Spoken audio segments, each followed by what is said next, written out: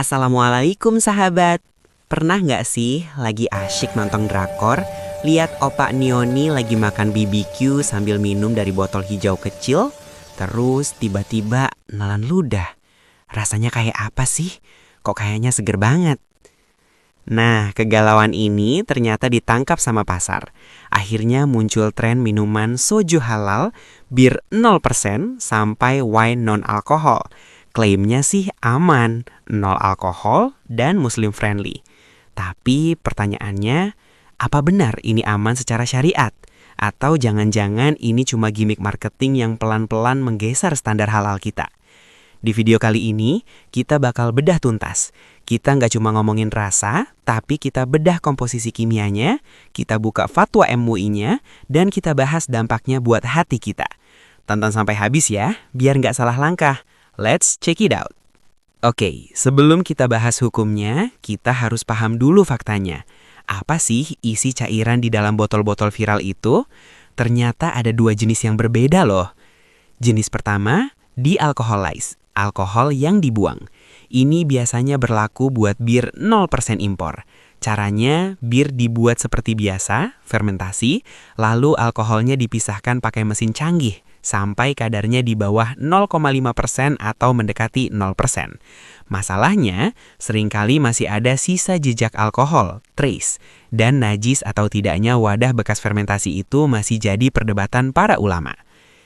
Jenis kedua, reconstituted, racikan sirup. Nah, ini yang banyak banget dijual sebagai soju halal di e-commerce Indonesia. Faktanya ini isinya cuma air soda plus sirup perasa, leci atau yogurt plus pemanis. Jadi kalau ditanya, Kak, minum soju halal lokal itu bikin mabuk nggak? Jawabannya tidak, karena secara zat isinya kayak sop buah dikasih soda aja. Tapi tunggu dulu, dalam Islam, halal itu bukan cuma soal nggak bikin pusing. Ada aturan main yang lebih ketat soal identitas. Yuk kita buka kitab aturannya. Bedah fatwa MUI. Kenapa sulit dapat logo halal? MUI punya kriteria sistem jaminan halal, SJH.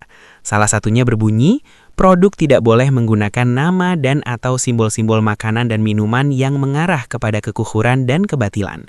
Termasuk di sini, nama yang berkonotasi dengan produk haram.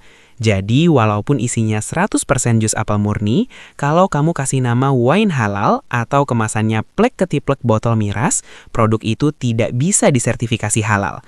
MUI menolak sertifikasi produk yang meniru atau imitasi produk haram. Kenapa sih kok kaku banget? Karena Islam itu menjaga izah atau kehormatan. Bayangkan kalau di rak supermarket berjejer botol whisky tapi labelnya halal. Nanti anak cucu kita bingung, mana yang boleh, mana yang enggak. Batasannya jadi kabur.